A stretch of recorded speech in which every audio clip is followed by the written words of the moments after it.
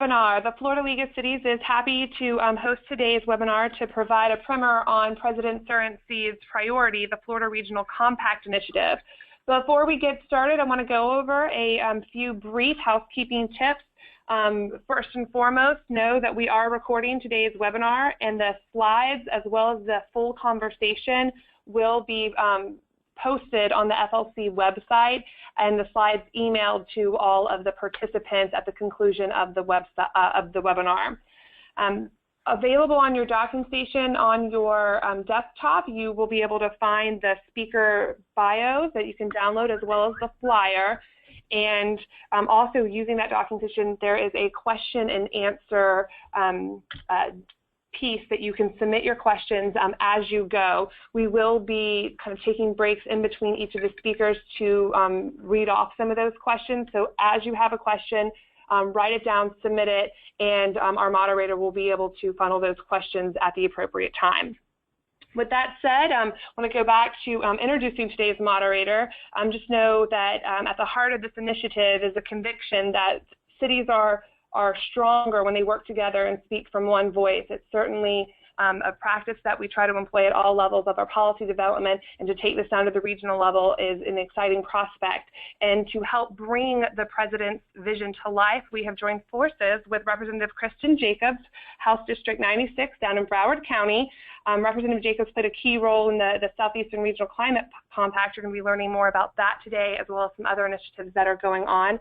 And I'll turn it over to the representative. We're so glad to have you with us today. Oh, thank you. It's really exciting to be here and to talk about my favorite subject, and that is how can we as governments come together, our resources, and borrow from each other's knowledge and get stronger in the process. And the Southeast Climate Compact Initiative is one now in its 7th going on 8th year, and has truly shown not just Florida but across the nation and now internationally the way forward for those governments that figure out that speaking with one voice grabs a lot of attention. It also draws financial resources and other staff resources. And so in talking to President Surrency about his initiative, his driver here was that if we could help as a league bring our cities together around whatever issue it is that they have found to be challenging in their communities. In some communities it may be veterans issues, and others it's the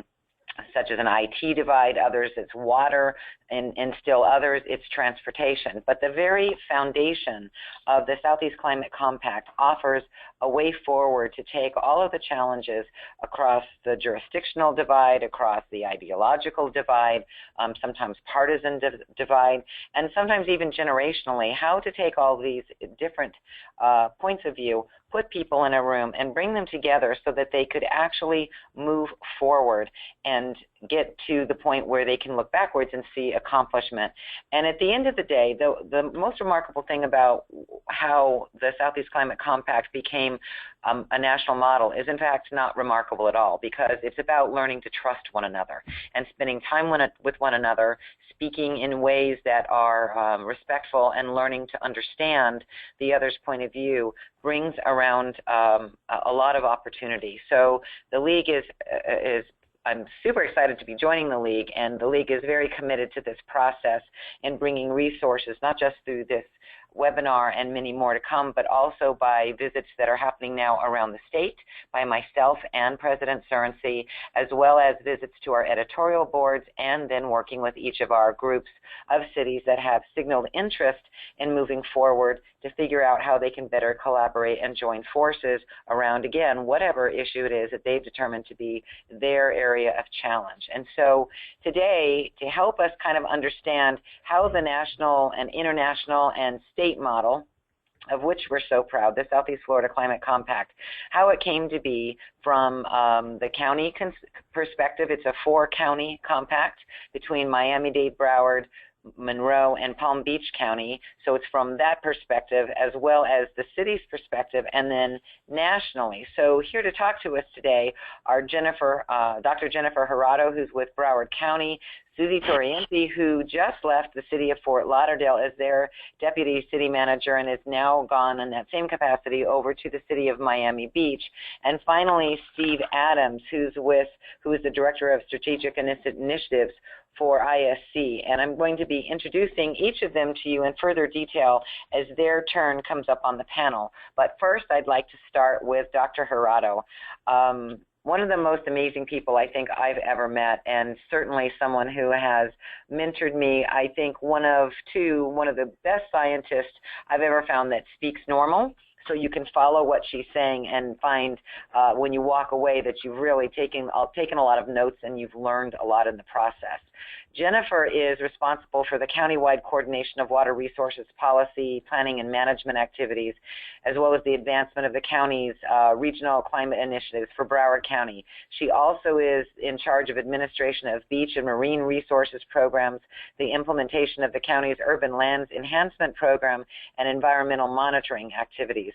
Significant initiatives have included development and implementation of Broward County's integrated water resources plan, the convening of regional water and climate change task forces, and the coordination of multi-jurisdictional initiatives that are focused on water conservation, alternative water supply planning, environmental sustainability, and community resilience to the impacts of climate change.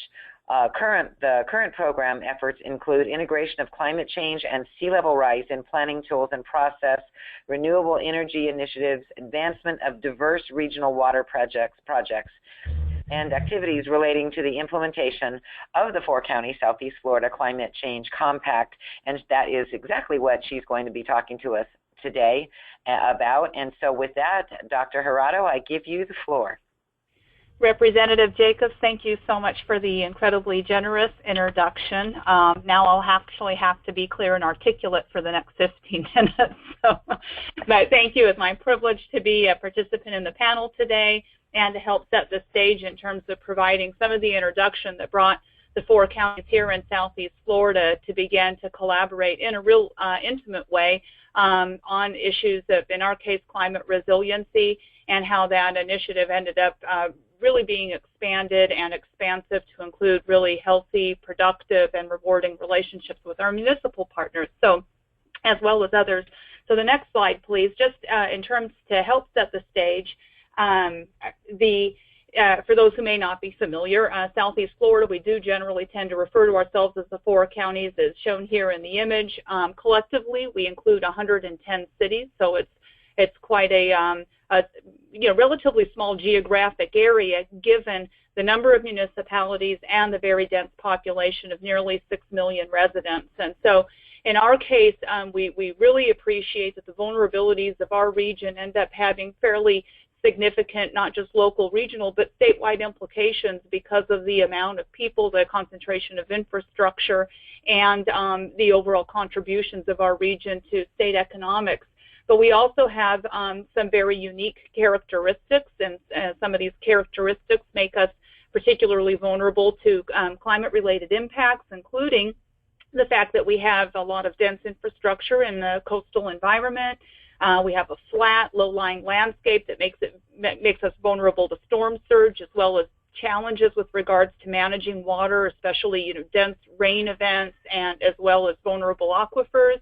And we've got these very rich coastal resources that are prized by the locals. Many tourists who come to the region are also real national treasures, such as the Everglades and the coral reef system. Next slide, please. And with these geographic similarities, we also share a lot in the way of interdependencies, and I think that this is something that has really we've really become attuned to over the years as we've worked together. Even though we self-identify in terms of our cities and our counties, we're very dependent upon one another. We have shared infrastructure, highway systems and mass transit, shared water supply systems, the Central and South Florida flood control system, the Biscayne Aquifer. I've mentioned the critical natural systems and habitat. Our economics are very interrelated. When we've conducted elaborate evaluations of the value of our beaches and our coastal resources to a shared tourist and commercial economy, and thus our communities. We live in one area, we commute to another, we share economies, and we're very, in the end, dependent upon the resilience of our neighbors in terms of thinking about the resilience of ourselves. And those are things that became increasingly obvious when, in the next slide please, as we began to have more prominent conversations about the challenges of climate impacts. And individually, our counties had, in probably the mid-2000s, began to organize a great deal in the way of resources to begin to think about climate impacts and how to better prepare our communities. We were talking about drainage and flood control and sea level rise and severe storms. We individually had convened task forces and called upon basically the same body of experts to help us all individually in our efforts. And when our elected leadership came together, including Representative Jacobs and then County Commissioner for Broward at the time, came together to advocate for resources for the region as we were looking at some pretty dramatic needs. And it was their realization that we had quite a body of staff and support teams that were all working on this, but we were not coordinated. And so going back to those considerations of being this kind of small geographic area, but with a very significant voice, if you pull us all together, it was deemed that it would be a great mutual benefit if we could converge our resources and kind of begin to tackle these issues in a collaborative manner. And it would make it easier for others to invest in helping us by not having to reach out to 110 different cities or 4 different counties, but by working regionally, you could expand and distribute the benefits of these pointed investments to a very significant population and governing body across the jurisdictions because of the sharing of resources that we were about to embark upon.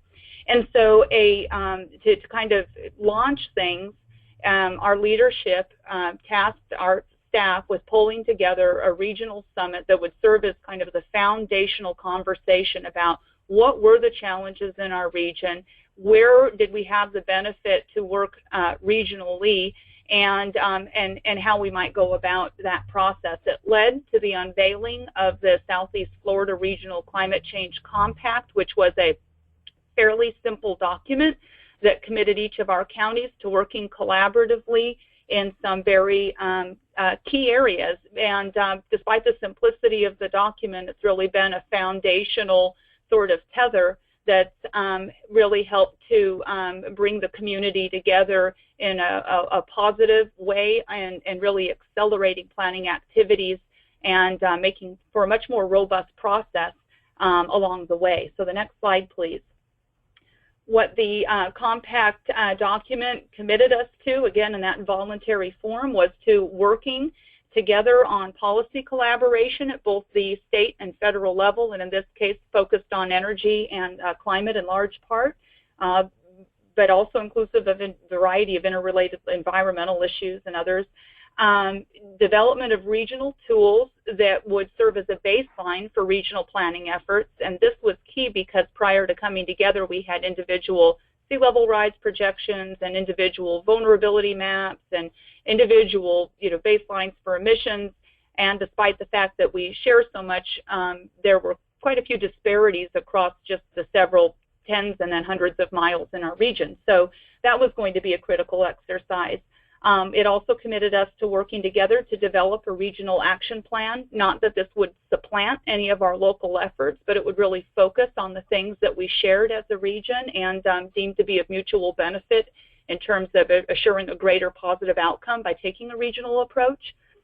And then we also committed to reconvening annually with subsequent summits, and this would serve as a mechanism for allowing us to track our progress, to kind of keep our thumb on what was happening in terms of opportunities and policy changes that might be significant, technical evolutions, and that would help us set the stage and kind of orient us for the next year. Next slide, please. And with the collective adoption of the compact document that happened really in just 3 months, it moved very quickly through each of our county commissions and was uniformly endorsed.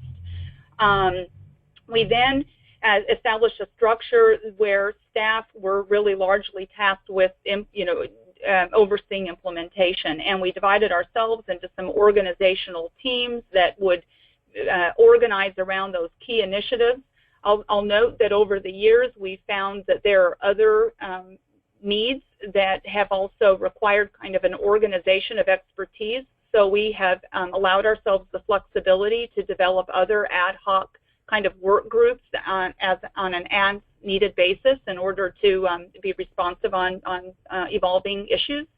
We also expanded, I think it was in our second year, the compact structure to formally include the participation of representative cities from each of our 4 counties, or a representative city. And we knew that this was going to be important because so much of what needed to happen would really happen through local planning, local expenditure of resources, and local decision making. And we wanted to be sure that we were connected at that level, that we were developing regional tools that would be of local benefit, and to be better informed in the process about how we could serve as a better resource to our cities, and then also have these cities serve as a liaison of sort with the other cities in the community, helping to make more broadly available the compact resources and be a little bit more articulate about the benefits of taking advantage of some of those. So we also expanded the staff steering committee fairly soon after as well, to include, after the initial creation, to include a representative from the Nature Conservancy as an ex officio member, also the Regional Planning Council, and in this case it was South Florida, and then the South Florida Water Management District as a key partner. And we have benefited through all this process by kind of a neutral facilitator, the Institute of Sustainable Communities, and they've just been a great partner over the years. Next slide, please. And so I'll move real quickly. I just want to note that we did tackle that initial assignment of developing the technical tools, taking advantage, again, of academic partners, agency partners at the state and regional and federal levels, not-for-profits, all played a really key role in aiding us through this process. We did it all without, initial staffing, so this was all our existing staff complement. And so we moved forward with the development of those tools that would end up serving as foundational pieces as we got ready to develop the Regional Climate Action Plan. Next slide, please. So just an example, an early work product was our Unified Sea Level Rise Projection, and this was just bringing together the body of experts who were best informed about the science that was relevant to our region to help us develop a more robust determination about what would be prudent planning horizons and projections for our region. This unified projection was subsequently adopted by all 4 of the counties and has been widely referenced, regionally in our state and nationally as a model of how regions have developed, local approaches for planning. Next slide, please. We also called upon the experts of NOAA and with resources that came from the Emergency Management Division at the state and support from the South Florida Water Management District, we developed a common methodology for mapping vulnerability and inundation. And so we all agreed on the criteria to use, the infrastructure that would be used in the evaluation, the assumptions that would be represented, how we would address uncertainty. This process, previous inundation mapping was all over the place. So now we've all developed a uniform set of maps for depicting and assessing vulnerability, and that's really aided with our communications. Next slide, please. And then we moved in, we did develop a unified greenhouse gas emissions projection, and then with those key pieces, we moved into a process of developing the Regional Action Plan. This was really a one-year stakeholder process. Then we spent about a year refining the document, and it was approved and finalized in 2012, and now all 4 of the counties and many of the cities in our 4-county area, I think about a quarter to a third of them, have formally endorsed the Regional Climate Action Plan as well as the Compact and have committed to participating in implementation in order to better address community and regional resilience. And you can see the focal areas detailed here. And I think one of the things that we really emphasized, again, that this was not meant to supplant any of the local planning activities, but to complement that, to provide a regional framework. We appreciated that we would all be maybe differently positioned to tackle certain priority recommendations with the action plan, and it was left to be, flexible in terms of how it could be used, and that's, I think, been one of the benefits of this process, is that we've all really respected along the way that all of our agencies have a little bit different structure, maybe different resources, maybe some different priorities, and so we haven't, demanded uniform implementation, but we do have this, the document of the framework. And when we recently undertook an analysis, I think we had implemented among ourselves between 80 and 90% of the recommendations in the document, again, that was crafted just in 2012. Next slide, please. And then working through implementation, we've again utilized many of the existing plans and processes that are already available to local governments. Those are detailed here. I'll note that in 1 year's time, all 4 of the counties, I believe it was 1 year, we all 4 adopted changes to our comprehensive plans that were aligned with many of the recommendations to the in the Regional Climate Action Plan. We have modified our water supply plans, emergency management plans. These really have been effectuated by this planning process. Next slide, please. One of the emerging areas that, an area of focus that we hadn't initially envisioned was shoreline resilience, and this was an area where we appreciated, particularly after Superstorm Sandy, that we had some regional vulnerabilities that we probably hadn't adequately addressed. And so this was an exercise of really beginning to assess as a region, how much living infrastructure we have in place, and developing a priority plan for filling in the gaps with living shoreline features, and just basically having a plan that would ready us for resources as a region. Next slide, please. We also sought to bring additional resources to our municipal partners through a series of grant opportunities, and 2 of those were facilitated by the Department of Economic Opportunity and with NOAA funds. One allowed us to develop vulnerability assessments for each of our coastal communities, and that included the city of Fort Lauderdale, who was Broward County's municipal partner in the Compact. And we delivered that along with a lot of policy tools and comprehensive plan language that could support them in maybe considering these vulnerabilities. And another opportunity was with the designation of adaptation action areas, and that's a comprehensive planning tool that's available to local governments for beginning to prioritize and invest in climate resiliency, particularly as it relates to sea level rise. And we were fortunate to be able to work with DEO, the Regional Planning Council in the Fort Lauderdale city, in developing some guidance that could benefit not just our region, but provide statewide support for municipalities interested in taking advantage of that tool. Next slide, please. We have sought to also expand the benefits of the Compact process to many cities well beyond, our partner cities. We've developed a resilient redesign process where we've organized for the last 2 years around 3 pilot communities throughout the region to think about climate resiliency and how we can better begin to embed resiliency in planned development and redevelopment decisions, and how to, what does that look like? What are the community priorities, and bringing together diverse practitioners to participate.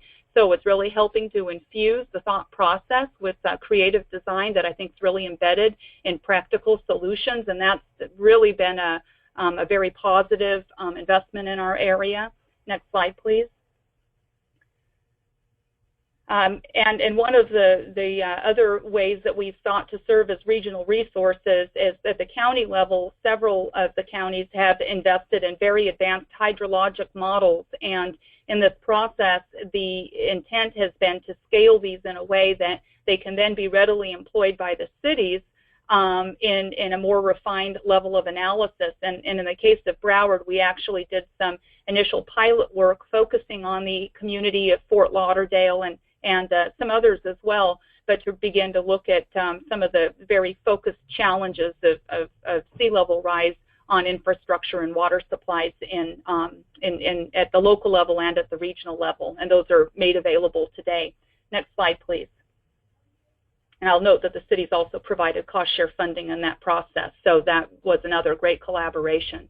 And I think just in kind of wrapping things up, some of our effort, or much of the effort, has really been on trying to align planning, align processes, trying to eliminate redundancies, piggyback on each other's efforts, position ourselves attractively for support, whether it's technical support, whether it's financial support, whatever resources that can be brought to the region more readily by working in a regionally oriented fashion. That has been what we've been trying to achieve. I think we've been really successful in accelerating planning with this approach, benefiting from many of the investments from federal agency partners and substantially enhancing our own work as individual counties and cities through the sharing of resources and expertise that we just otherwise wouldn't have had access to if we were really determined to, work in isolation.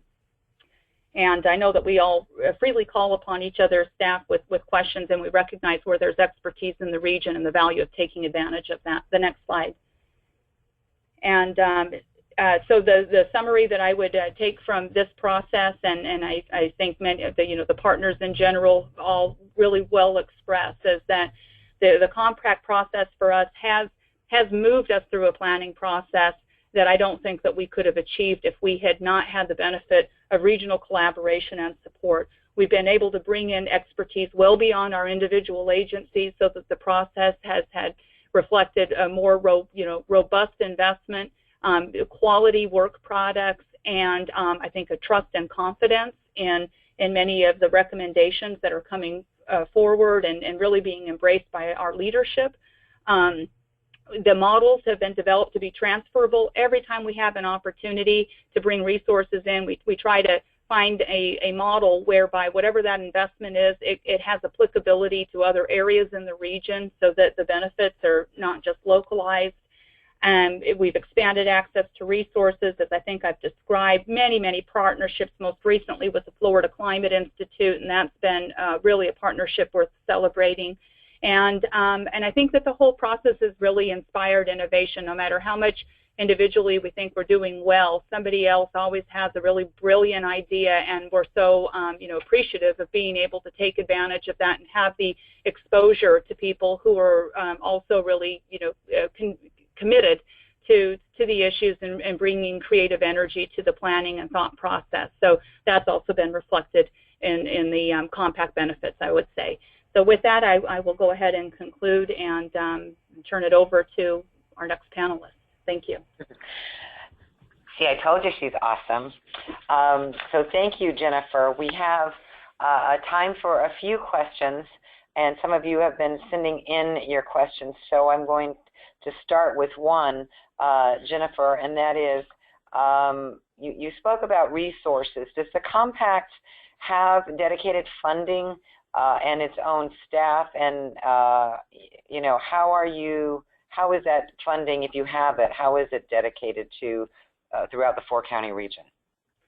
Well, it's interesting. Initially, when we started, there were no additional resources, and in fact, this was during a period of intense budget reductions, and some of our staffing was actually being cut.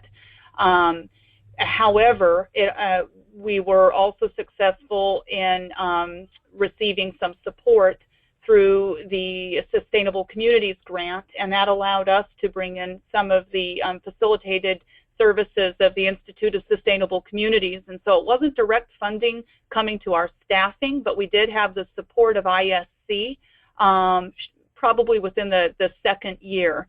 And we're also fortunate because of the successes that we were able to demonstrate, I think, pretty early in the process, to receive the support of the Kresge Foundation. That occurred perhaps in year 4. And that helped with many of the implementation workshops and other outreach services and the development of our website. So with time, because I think of being able to demonstrate that it was a good investment, we've been able to bring some resources into the process. And this is the first year to now where each of the counties has actually committed. So we're now in our 7th year. We have each committed a nominal amount of funding that we've agreed to pool in order to ensure dedicated staff support to the compact process that's independent of our own staffing. Well, that is all so remarkable, and we have some other questions, but we're going to move on right now, and if we have some time at the end, we'll circle back because we have 2 other awesome presenters. Thank you so much, Jennifer. Our next speaker is Susie Torienti, and she was part of the at the very beginning, and I often call this the Susie Jennifer show when we talk about the Climate Compact because of how well these 2 women have worked together and really envisioned a collaborative effort that was just infused with their energy, and one of those is Susie. Susie actually began with the Miami-Dade County as their sustainability director in July 2009.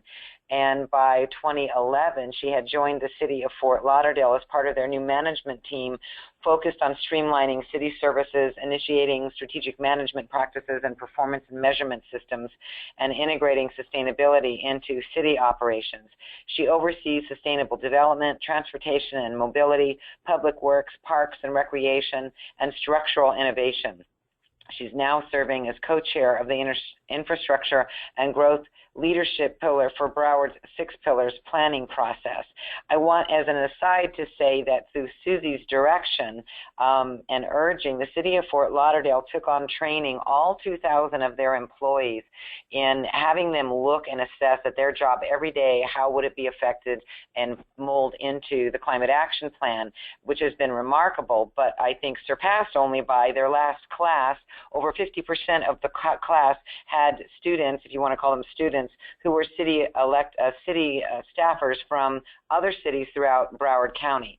So that the city of Fort Lauderdale is taking its lessons and sharing it with others. Now she's left to go be in the same capacity with the city of Miami Beach as their deputy city manager. And I know that as one of the most vulnerable cities in the region, Miami Beach is definitely going to be excited and proud of the work that she'll be doing for them. She's now with them only, I think you're in your 3rd week, Susie, so she's got a lot on her plate right now. We're really excited that she took the time to join us today. So Susie, I give you the floor.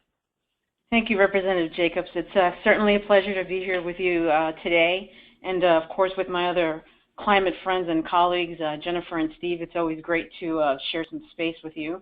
What I want to do is kind of bounce right off of what Jennifer provided as an incredible background and really talk to you from the city perspective and give you one good example from the perspective of Fort Lauderdale. As Representative Jacob mentioned, I was with Miami-Dade County in the beginning, so I kind of know and understand how this all evolved. But then I was able to be now in 2 signature cities of the region, and really that's where we're the front lines. And I'll be talking to you about how that regional framework has really helped and can guide your city. So with that, I'll go to the next slide. And Jennifer mentioned in one of her slides, but I think that this sentence is worth repeating because I think it's the crux of the Regional Climate Action Plan. And it's the overall objective was and still is to integrate climate adaptation and mitigation into existing systems and to develop a plan that can be implemented through existing local and regional organizations. And that's an important sentence from the city perspective because another layer of government was not created when the compact was created, so there wasn't bureaucracy, upon what we already have. We all agreed to work through our existing systems. and it was mentioned earlier, it was about trust and respect for each other, and that's what's been happening over the years. This sentence is also important because it shows that the counties aren't telling the cities what to do. These are recommendations and initiatives, but it's almost a menu from the cities to choose from. So I think that's just a very important message to share with the League from that city perspective. Next slide, please. Again, you saw this earlier in the presentation, the Unified Sea Level Rise Projection. Now planners and engineers throughout the region have a common tool and a basis for planning, designing, and constructing. When I was in Fort Lauderdale, I made sure that all the public works project managers had this, it mounted on their wall in some way or fashion. This information became part of our consultant selection process. So if you were going to design and construct for the city and in the city, you needed to understand our vulnerabilities. Tools like this inform the decision-making process, and some of the guesswork is then gone. It's replaced by more thoughtful deliberation when investing scarce resources on the many needs we have in cities. I'm actually really looking forward to the update. This is a 2012 scenario, and I know that there has been a recent work group that has been put together updating this data to 2015 and also bringing it out for planning purposes out to 2100. And again, the point here is that this is a compact resource that, cities on their own could not have developed tools like this with really the staffing that we have in place. Next slide, please. Not only are there compact resources, but there are county resources. And Jennifer did mention in one of her slides that there was how Broward County led the way for cities by amending their comprehensive plan. And they also included these priority planning areas. Priority planning areas are areas designated that are at risk due to flooding or sea level rise. And the concept here is to discourage density and encourage adaptation and mitigation strategies. This again informs that decision-making process. In these areas, cities and developers can now ask these kinds of questions. What are you designing and building? Where is it going? How should it be designed? And these again are questions that had never been asked before. And it's because of tools like this. You saw earlier the county maps, but these are actually Fort Lauderdale maps that were produced again by Broward County. Thank you very much, Jennifer and staff. Next slide. Also, thanks to ANOAA and DPE, no, right before. That's the slide, thank you. Thanks to the NOAA and DPE grant, Broward County produced these inundation maps and vulnerability assessments for coastal cities. Again, Jennifer briefly did mention that. It helped to identify areas and infrastructure at risk, like roads and schools and hospitals, things of that nature. These are tools that the city of Fort Lauderdale didn't have the resources, but again, in partnership through the compact and in the relationship with the county, these tools were given to us. With these tools, the city was able to embark on what I called an internal awareness campaign. One of the things I really focused on over the last 4 years in Fort Lauderdale was to really bring the conversation up, raise awareness, talk to the staff, train the staff. And I clearly remember having meetings with department directors where the fire chief, kind of ran to the map and started looking for his firehouses and roads, and then had like that first real aha moment when he realized that, this was going to affect his services. And so with that, we kind of had that conversation with different directors saying, start thinking about the future and how will this change your service delivery model. So these are very, very important tools for us. One for awareness and one for planning. Go to the next slide.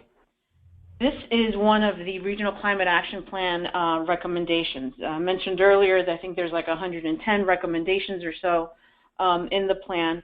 And this one is to incorporate adaptation action areas into municipal and or county comprehensive plans.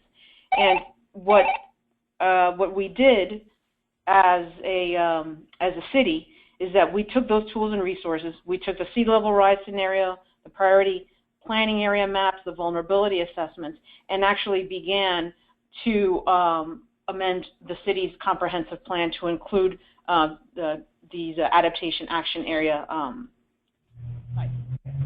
Go to the next slide. Again, there's several recommendations actually in the Regional Climate Action Plan that talk about developing these areas and developing the criteria in collaboration with municipal and county planning authorities. I'm going to walk you through how we did it in Fort Lauderdale. Next slide, please. But just, oh, I think we skipped the slide.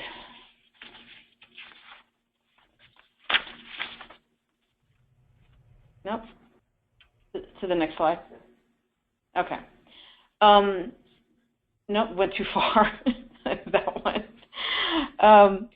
Thanks to the NOAA grant and through the Florida Department of Environmental Planning, Fort Lauderdale, Broward County, the South Florida Regional Planning Council, we partnered together to develop comprehensive plan language to amend the Fort Lauderdale plan. It was a pilot grant that was supposed to serve as a model for other cities.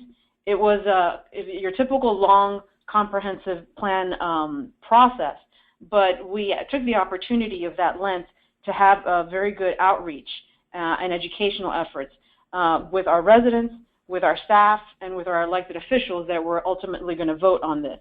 We wanted to make sure that the staff and the elected officials and the residents understood the benefits of being designated as an adaptation action area.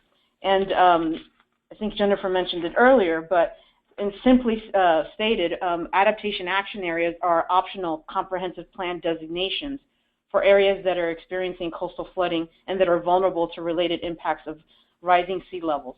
The purpose of actually having this kind of designation is to actually prioritize funding for infrastructure and for adaptation planning. So because this is all new language and because these are things that we really hadn't dealt with before, we wanted to make sure that everybody understood that a AAA designation was a good thing, and it was an awareness of the vulnerability, and it was in an effort to prioritize funding. So what you're seeing there on the slide is the actual language that Fort Lauderdale developed in partnership with our friends and in all these different agencies. Next slide. What I wanted to mention here, kind of on a final note, is that over the last 4 years, Fort Lauderdale carefully aligned its 20-year vision plan called Fast Forward Fort Lauderdale, its 5-year strategic plan, Press Play, and really connected all the dots in terms of to our 5-year capital plan, to our yearly budgets, and to the different commission priorities that are established every year. In the vision plan, the Fort Lauderdale has an entire chapter dedicated to becoming a resilient coastal community. In the strategic plan, adaptation action areas are an initiative that's clearly spelled out. These two plans in the city not only are aligned within the city, but there was an effort to make that alignment with the Regional Climate Action Plan. And again, there was an awareness in Fort Lauderdale that we were a vulnerable coastal community, and we could, in fact, really benefit from the relationship and the partnership of the compact. Finally, right before I left this fiscal year, the AAAs, the adaptation action areas, that were accepted into our comprehensive plan, and further, the capital investment plan that was adopted by the city commissioners in September for this fiscal year, starting October 1, designated for the first time 16 areas as adaptation action areas and identified 38 projects within those areas for prioritized funding and acceleration of that infrastructure work. Again, the work that we did at Fort Lauderdale could not have happened without the support of Broward County, without the support of the compact. And on a personal note, what I wanted to say, kind of to echo what Representative Jacobs said in the beginning, is that this kind of regional collaboration and my involvement with the compact has probably been the most rewarding work of my 25-year career in South Florida local government.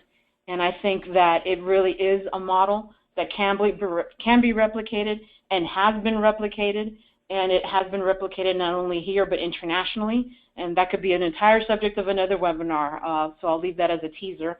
And with that, I thank you all for listening and for inviting me to participate. Well, thank you, Susie. And we couldn't let you get off the hook without at least mentioning what's happening with the partnership with Durban, South Africa. If you have a moment to briefly address that, and then we have a question here on saltwater intrusion.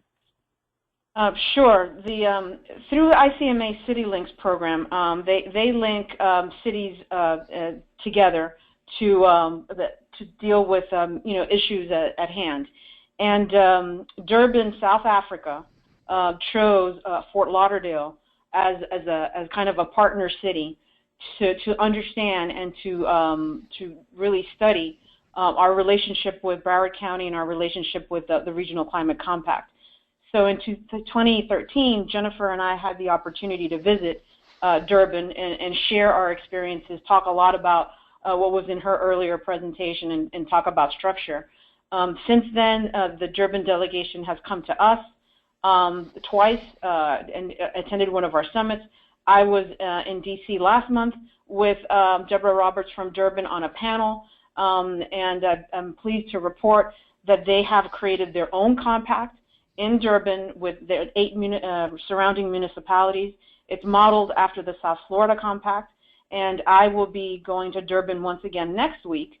They're holding a conference of their cities, and I will be hosting a one-day workshop on how to take the compact elements and integrate that into cities' operations, plans, and things of that nature. So again, this is a model that works. It's been tested, and it's really exciting to know that all across the world we've left our influence as well.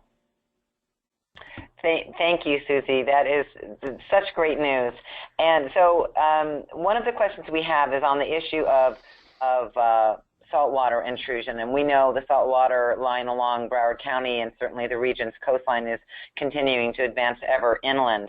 What are some of the challenges that the city has met with that particular issue, and anything that you may know that other cities, how they may be addressing it?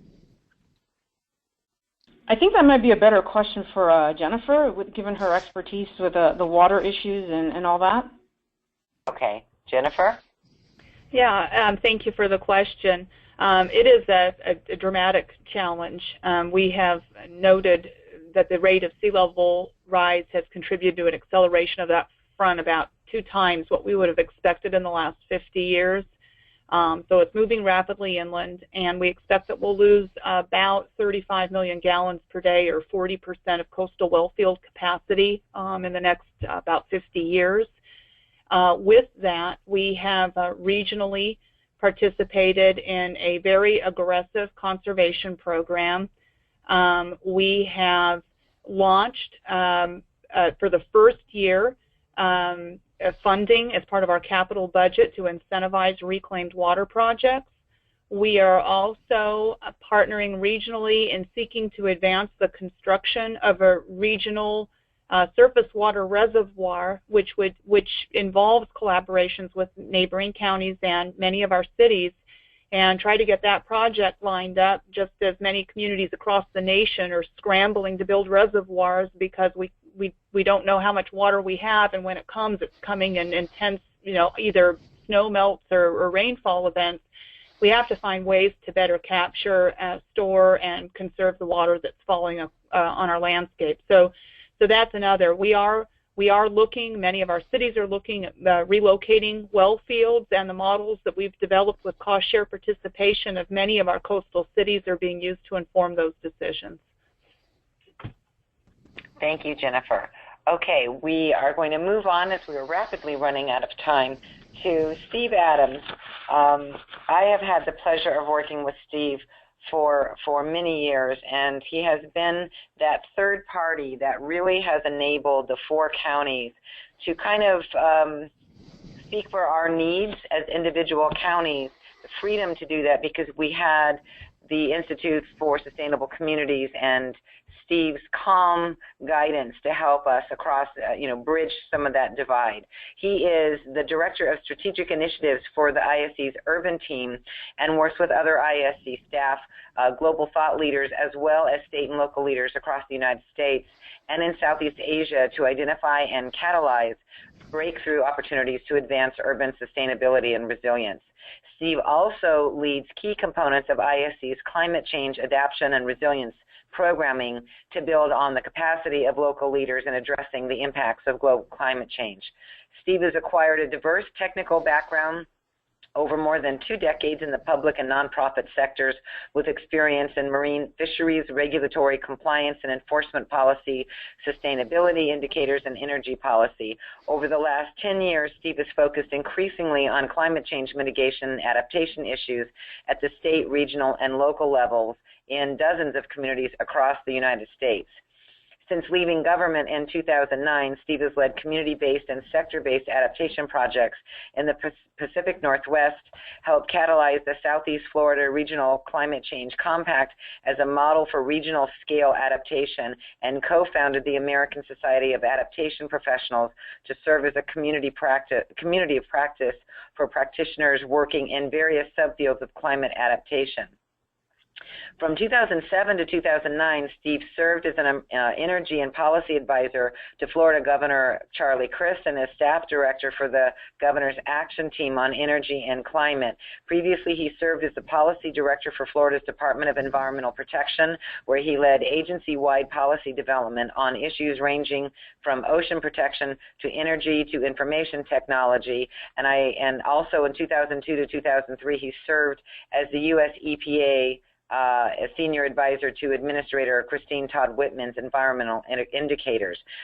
Interestingly, Steve has served as a member of DEP under 3 governors, going from Governor Bush through to Crist and then to Scott. So he brings a broad amount of information and knowledge of the state of Florida and how we work, but also in the years that have followed just really comes to problem solving from a point of view that is informed by other communities across the United States and now the world.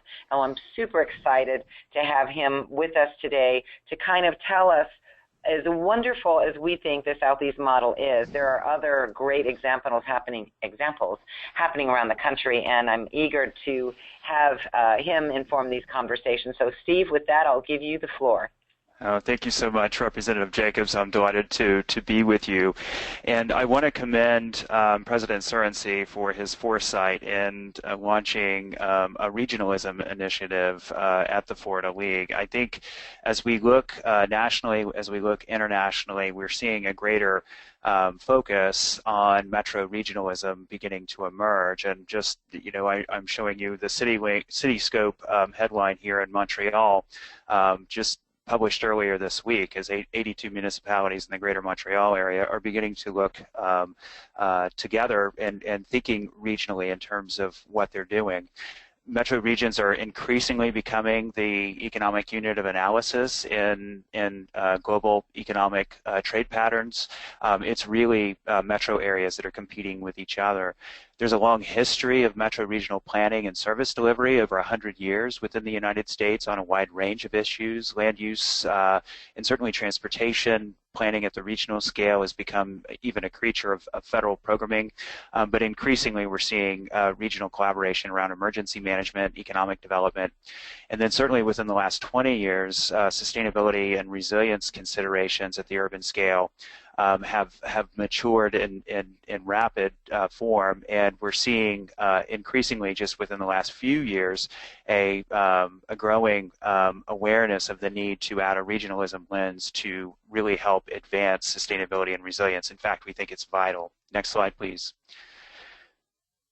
So placing, at least in the special case of thinking about urban resilience issues, I think just placing this in a federal context, this October 2010 report report to the President really, I think, sets out regional policy, or at least federal policy within the United States on regional issues. And really, I think, I pull this quote often, but I think this is really one of the critical insights. The federal agencies were trying to understand what their role was going to be in driving national climate adaptation and resilience building policy.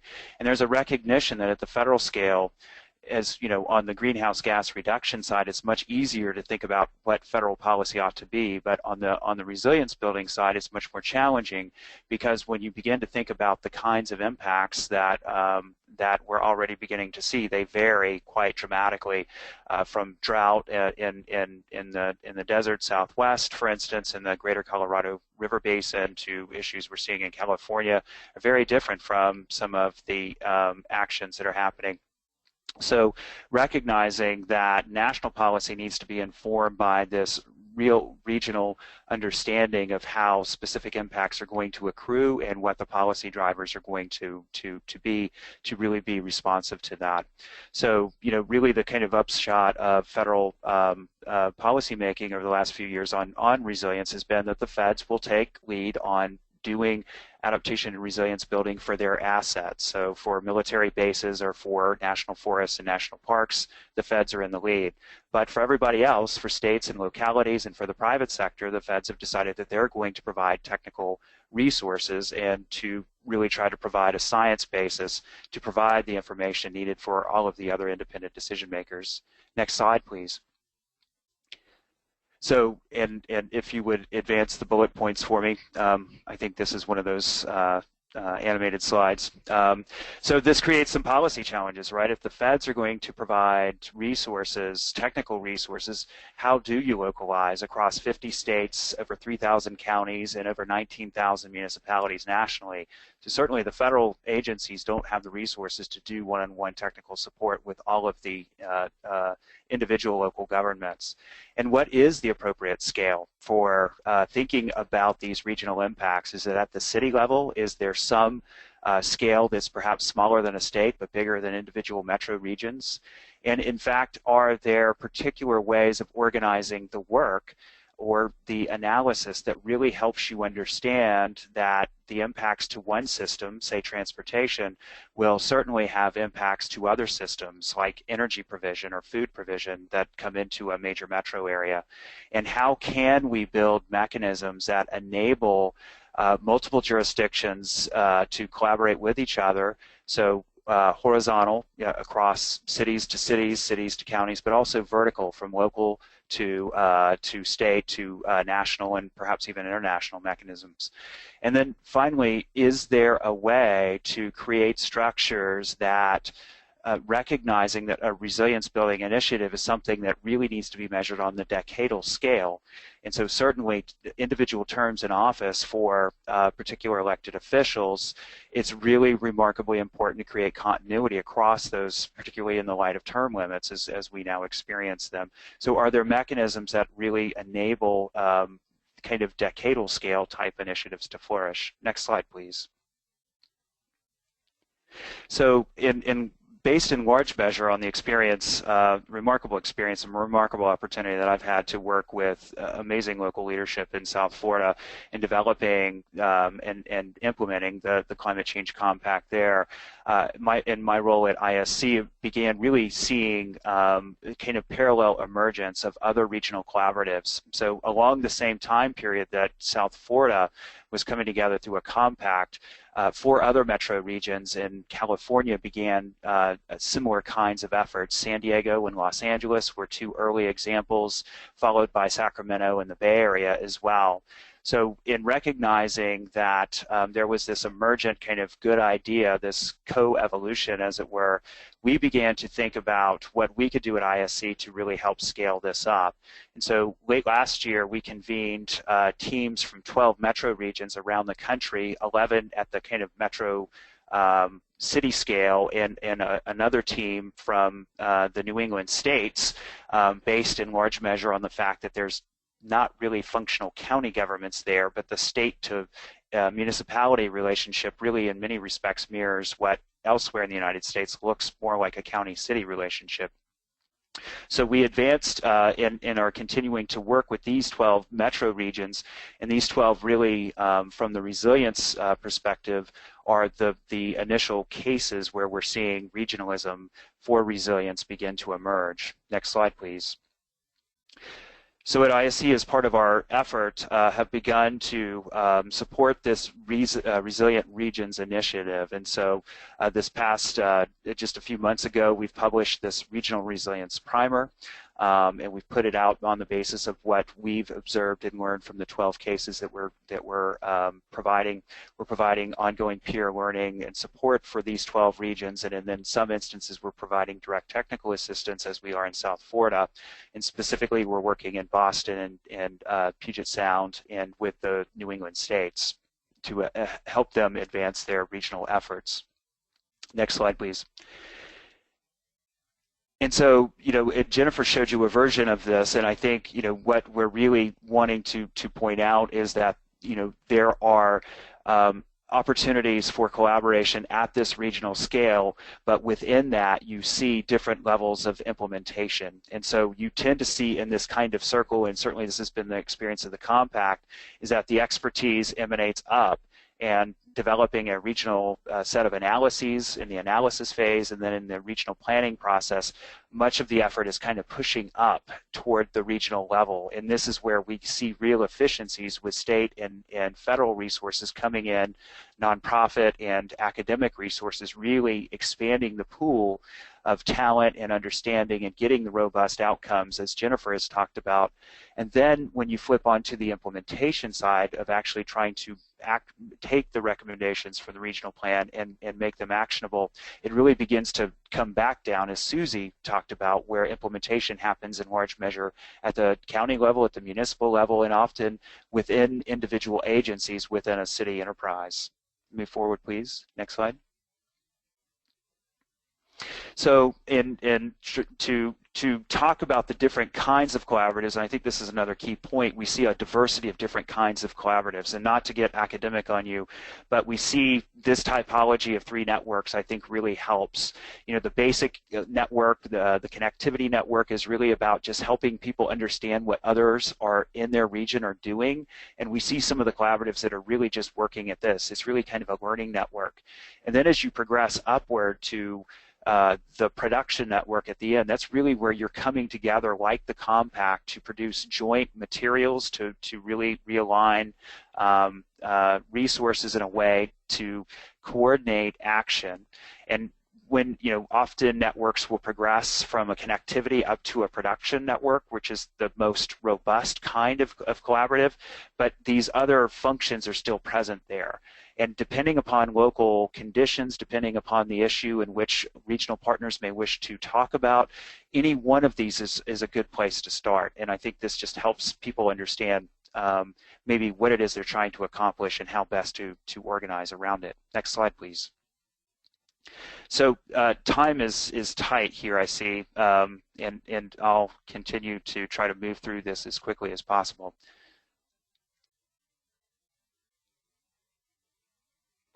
So just reflecting on a few others, I mentioned the Los Angeles Regional Collaborative, which was formed in 2008. This began as an effort of local researchers at UCLA and other research institutions in Los Angeles to better align their research objectives with what local government leaders needed. In Los Angeles County, there's 88 cities, and they decided they wanted to come together and form this regional collaborative, but they decided to anchor it at UCLA. UCLA has housed the collaborative itself. They provided the neutral kind of third-party leadership to help make this possible. And one of the remarkably important issues there was that the city of Los Angeles is kind of the 800-pound gorilla with respect to the other cities, and they wanted it housed at UCLA to ensure neutrality and parity so that the small cities could participate with an equal voice as the large. It's an interesting, it's a membership organization, and the Florida Compact model is an interlocal agreement. GLARC is membership oriented, and it includes public sector, academics, nonprofit, and private sector participants who are all working together on the kind of steering committee of the organization. So it's a bit different than the compact, but it really meets local needs. Next slide, please.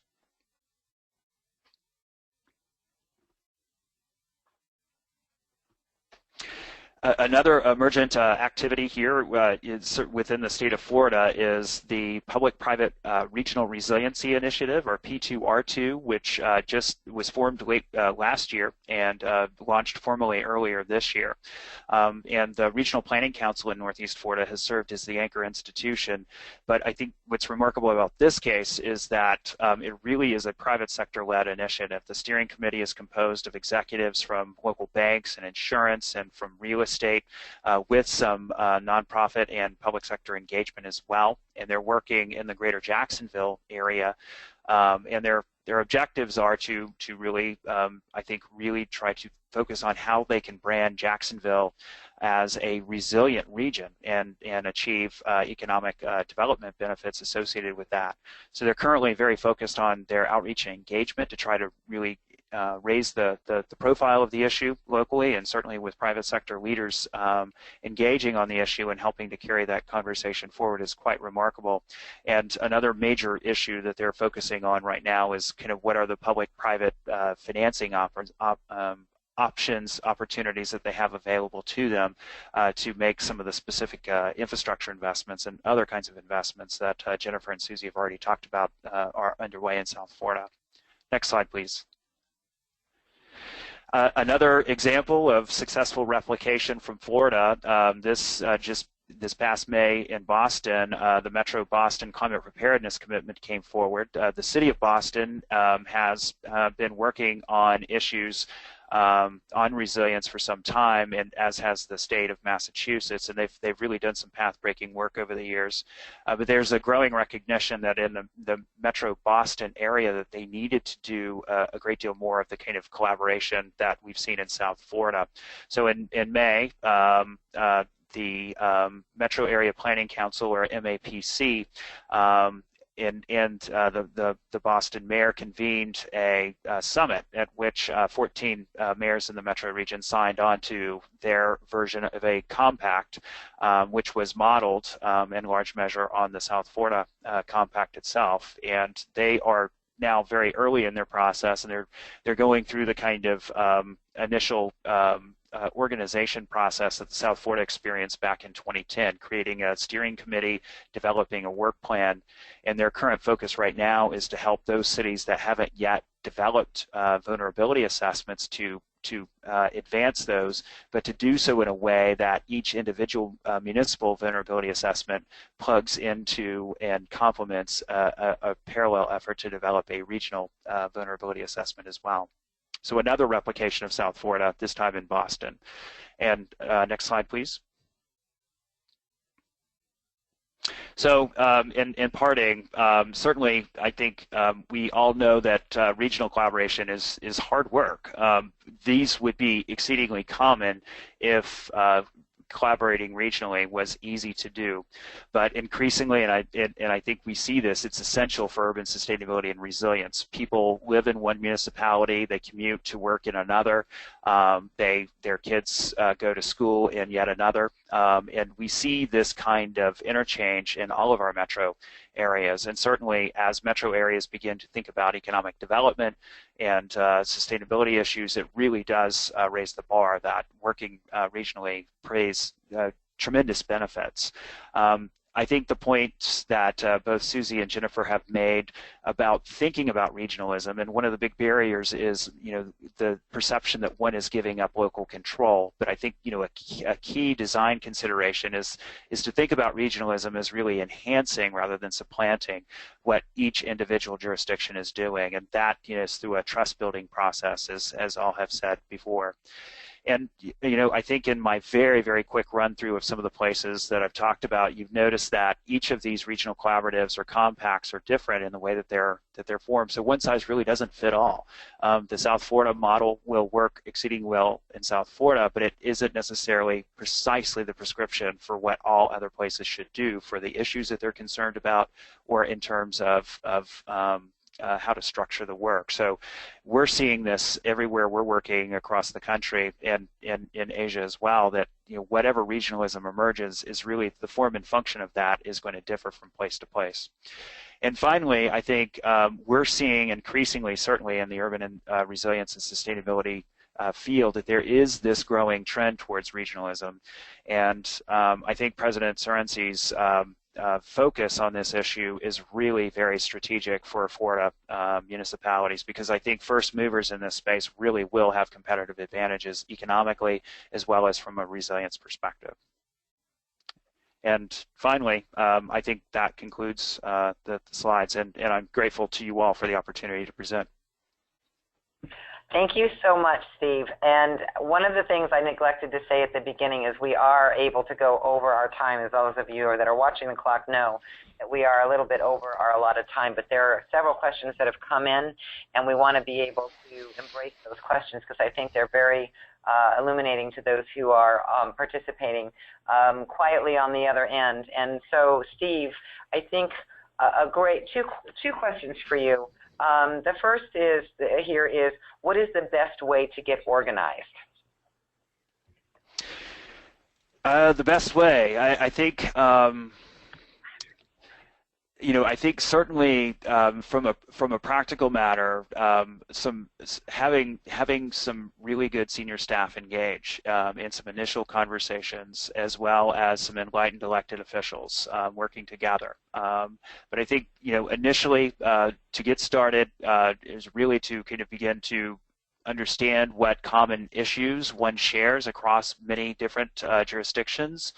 Really begin to think about how a regional lens could help amplify what's being done, or perhaps provide the opportunity to take on new pieces of work that one couldn't do commonly. But obviously, just trying to the first task is realizing that you have a common set of interests, and once you begin to crystallize that, the hard work begins. And it's really, I think, from an inside baseball kind of thing, it's got to be some electeds who are willing to engage in that across jurisdictions, and they're going to need the staff support from their senior staff to really begin to hammer out what that's going to look like.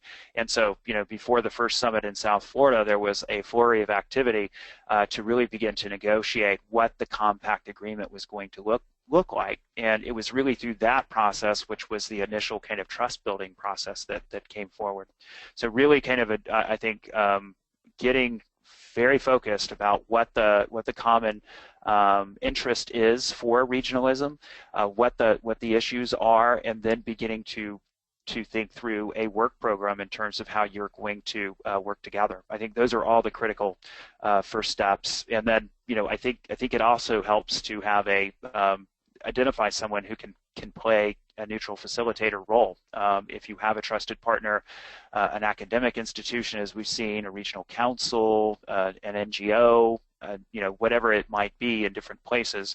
In some instances, in San Diego, for instance, it was a local community foundation that played that role. But each of these cases are going to be different based on local conditions. I think that to the point that you have enlightened elected officials with great staff, the value of that can't be underestimated. But I think, and also answering that question, is important to understand that you don't need a whole lot of people from one of the partners in order to accomplish it. In fact, if you look at the roots of the Southeast Climate Compact, there was basically 4 elected officials who were committed and passionate about the issue. And when you look across the multiple cities and dioceses, it really only takes one person who is pursuing the issue and is a good leader, somebody who knows how to debate without insulting and pointing the finger and thinking that someone is stupid because they don't share their same point of view, but rather helping people through beginning to understand one another, come to a point where they can find harmony of agreement. And so you don't need every member of your dais to be like that. You just really, to get started, need one. And part of what the League is interested in doing is helping elected officials understand better how to debate, how to in a productive way, how to be respectful, and how to really communicate better and be able to collaborate and draw a commonality across your dais so that you can move forward and not get lost in the weeds. Sometimes we get elected, and just because we were elected doesn't mean necessarily we're the best leaders or communicators, and the League wants to help elected officials in learning how to do what we do better. I'm not sure this next question is for any one of you that wants to answer. It might be yours, Steve, but Jennifer, Susie, you're equally qualified to answer it. And it's a question really about the role of regional planning councils, and particularly since the state legislature seems frustratingly hell-bent on wanting to see that they disappear. You know, how do you see regional planning councils in their role, and how do you even further deal with regional planning councils who may have members that have decided to opt out completely from their planning council?